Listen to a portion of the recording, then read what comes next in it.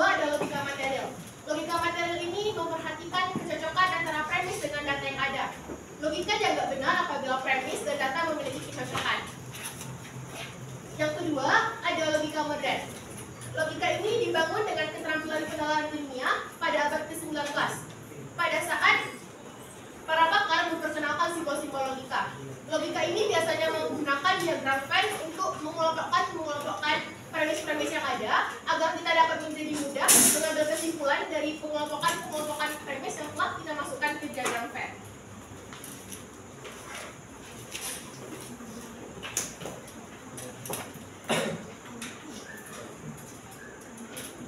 Baiklah, selanjutnya yaitu sejarah dari sebuah logika. Sesuai dengan dikatakan teman saya tadi, logika pertama kali muncul di daerah Yunani yang dibawa oleh seorang tokoh bernama Aristoteles 100 tahun sebelum Masehi. Aristoteles tidak pernah menggunakan logika dalam menyampaikan ilmunya, tapi menggunakan nama yaitu analitika dan dialektika.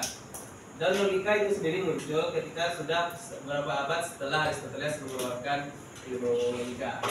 Aristoteles membuat ilmu logika yaitu adalah untuk menentukan hukum-hukum dengan cara berpikir yang benar.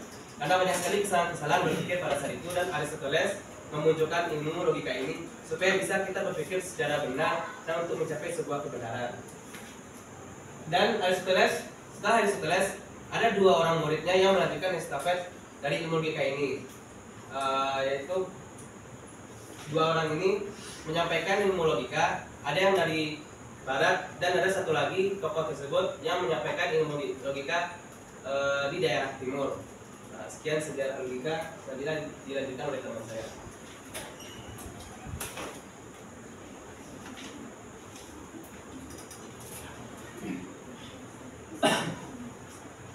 Maaf sebelumnya karena teman kami ada yang hadir. Saya lanjutkan.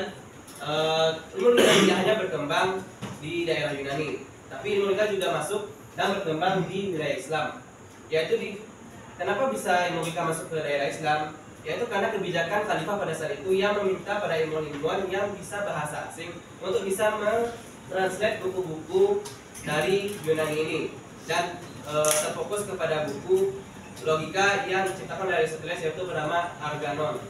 Setelah di translate, tapi para ilmuwan saya itu hanya mentranslate per bab-babnya, sehingga pada saat itu masyarakat belum benar-benar mengerti apa itu logika. Lalu datanglah Al-Farabi, seorang ahli bahasa Yunani kuno, mentranslate buku Organon dari Aristoteles secara menyeluruh dan menggunakan bahasa yang dapat dipahami. Dan pada saat itu ilmu logika menjadi dapat digemari oleh masyarakat. Setelah Al-Farabi, datang tokoh-tokoh logika lainnya seperti Al-Khawarizmi yang menciptakan Al-Kanol dan membuat ilmu aljabar, dan juga datang seorang tokoh lainnya bernama Ibnu Sina yang menciptakan logika dalam bentuk medis atau kedokteran. Dan saat itu ilmu logika mulai dapat digemari oleh masyarakat, tapi pada abad ke-19 ilmu logika dilarang untuk dipelajari, yaitu seorang imam bernama Ibnu Khaldun yang melarang logika untuk dipelajari karena bertentangan dengan ajaran Islam. Dan juga dibuat kitab-kitab yang menentang semua perkataan dari Al-Farabi, dan sehingga mereka sering berdebat baik secara terbuka maupun secara kitab-kitab. Dan juga ada khalifah yang mengharamkan untuk orang Islam mempelajari ilmu logika dari Yunani karena bertentangan dengan ajaran Islam. Ditambah lagi dengan runtuhnya Andalusia, sehingga ilmuwan yang paham logika tidak lagi bisa melanjutkan estafet logikanya.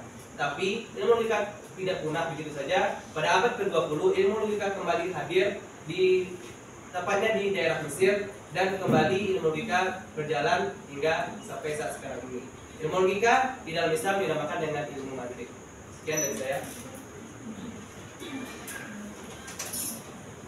Baiklah, selanjutnya perkembangan logika barat. Ilmu logika terakhir di kota Yunani diciptakan oleh Aristoteles pada tahun 384 sampai 322. Aristoteles menciptakan ilmu logika supaya orang lain bisa berpikir dengan benar, didasari dengan ilmu hukum, ilmu logika, ilmu alam, dan ilmu sosial. Setelah itu, tonggak estafet ilmu logika dilanjutkan oleh muridnya, yaitu Theophrastus dan Porphyrios. Theophrastus melanjutkan peripatetik warisan dari gurunya, sedangkan Demetrius dari Islandia terkenal di bidang logika. Dia menambahkan satu bab logika yang dinamakan dengan Eisegesis. Beliau menyebarkan ilmu logika hingga sampai ke kota Athena, Antioquia, Iskandria, dan Roma. Tapi pada tahun 325 Masehi, Kaisar Konstantin melakukan sidang gereja pertama dan mengeluarkan sebuah kebijakan, yaitu membatasi pembelajaran logika. Hal itu ditentang oleh Boethius. Dia berhasil menerjemahkan buku Aristoteles ke bahasa Latin, yang akhirnya Boethius dihukum mati.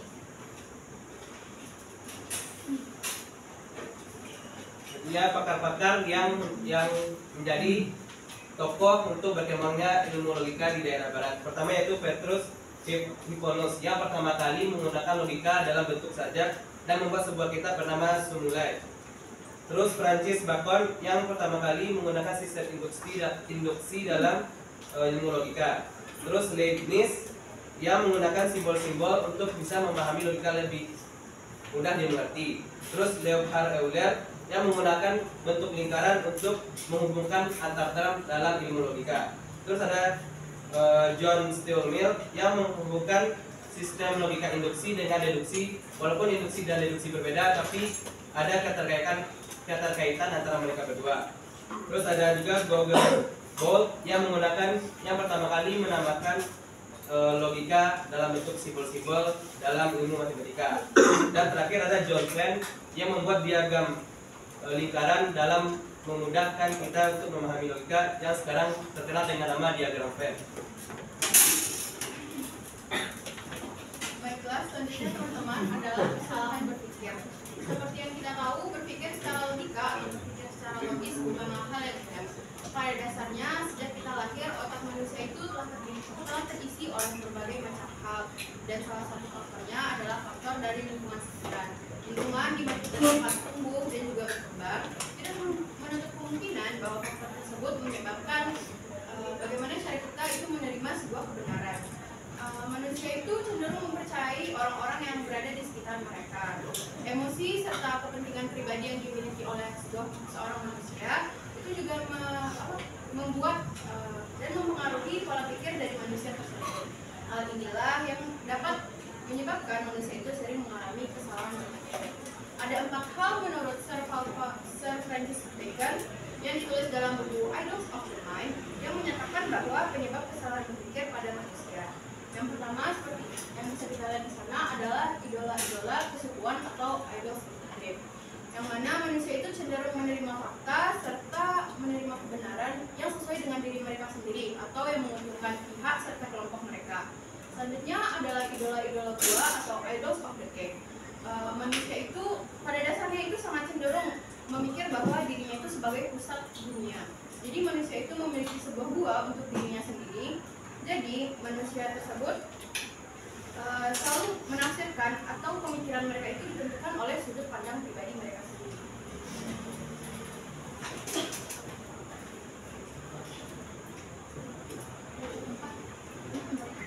Selanjutnya ketiga, idola-idola pasar atau disebut dengan idol of market. Menyebabkan manusia cepat dipengaruhi kata-kata atau nama yang dikenal dalam kehidupan sehari-hari. Pemilihan kata-kata yang tidak bagus dan tidak jelas bisa menyebabkan pemikiran yang sesat. Hal ini bisa terjadi kalau manusia memakai kata-kata yang tidak jelas, bermakna ganda dan emosional. Kata-kata itu bisa menyebabkan emosi dan menyebabkan tingkah laku tidak benar jika diterapkan. Yang keempat, idola-idola panggung atau idols of the theater, yang muncul karena sikap manusia yang berpatokan kepada partai, kepercayaan, atau keyakinan. Tingkah laku, cara-cara, aliran, pikiran seperti panggung dalam pengertian bahwa mereka mengajak manusia ke dunia khayal. Semua itu bisa mempengaruhi manusia karena dianut banyak orang. Jadi pada dasarnya manusia itu sulit menerima sebuah kebenaran karena adanya prasangka yang dilandasi oleh emosi pada diri manusia yang menyebabkan manusia itu sangat sulit menerima fakta yang ada. Bahkan walaupun fakta itu sudah ada, manusia cenderung memutarbalikkan fakta tersebut sesuai keinginan mereka Selanjutnya ada juga selanjutnya ada juga salah satu hal yang dapat mempengaruhi manusia dalam berpikir jernih karena terpengaruh sebuah propaganda. Hal tersebut terjadi karena manusia itu menerima informasi atau fakta-fakta secara mentah-mentah, tidak menafsir kembali apakah fakta itu benar atau tidak. Hal tersebut juga dikarenakan manusia itu kurangnya berpikir kritis. Baik, keterkaitan ilmu pengetahuan dengan logika. Seperti yang saya jelaskan tadi pada slide pertama, ilmu logika ini sangat berpengaruh dalam kehidupan sehari-hari kita. Begitu juga dengan ilmu pengetahuan sangat berpengaruh juga. Dan logika juga sangat berpengaruh dalam ilmu pengetahuan, perkembangan ilmu pengetahuan. Di dalam ilmu pengetahuan kita nggak boleh memakai kata-kata misalnya katanya, perkiraannya, atau mitos-mitos yang nggak tahu kebenaran pastinya. Jadi harus menggunakan kata-kata yang logis dan masuk akal dan diketahui kebenaran yang pasti. Ya, dapat teman-teman lihat dari PPT yang ada, ilmu pengetahuan berhubungan dengan logika. Alasannya karena ilmu pengetahuan membutuhkan data dan alasan yang pasti dalam melakukan sesuatu agar tidak terjadi kesalahan. Sama halnya dengan logika yang membutuhkan data dan alasan yang valid dan dapat dipertanggungjawabkan.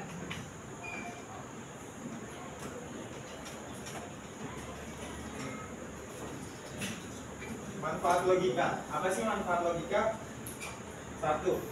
Memberi kemudahan bagi orang yang mempelajari logika untuk berpikir secara rasional, kritis, lurus, tepat, tertib, metodis, dan koheren. 2. Kemampuan berpikir secara luas, cermat, dan objektif. 3. Menambah kecerdasan. 4. Menambah kemampuan berpikir. 5. Meningkatkan cara berpikir dengan kreatif, selektif, inovatif. Dan 6.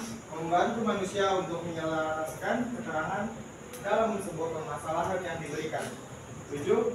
Penghubung antara ilmu filsafat dan ilmu pengetahuan. 8. Meningkatkan cara berpikir dengan kreatif, inovatif, dan selektif. Dan 9. Meningkatkan daya problem solving individu untuk mengkaji permasalahan di kehidupan masyarakat. Jadi, kesimpulan yang dapat kita ambil dari materi kali ini adalah logika adalah sebuah akal atau pikiran yang diutarakan dengan bahasa. Logika terbagi akan dua. Yang pertama tradisional dan modern. Pada tradisional terdapat logika formal dan logika material. Lahirnya logika tidak lepas dari ahli pakar Yunani.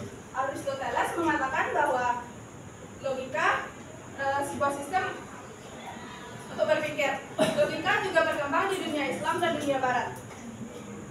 Kemudian kesalahan dalam berpikir sebagian dipengaruhi oleh orang lain. Seringkali kita terpengaruh oleh perkataan orang lain. Banyak sekali manfaat yang kita dapatkan dalam mempelajari logika, seperti kita dapat berpikir lebih kritis, berpikir lebih luas, berpikir kreatif, inovatif, dan selektif.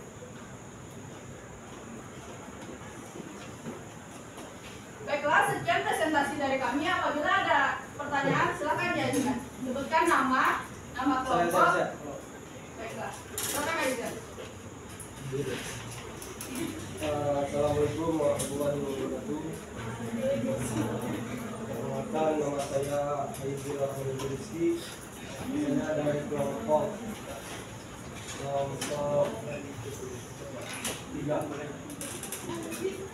Di sini saya agak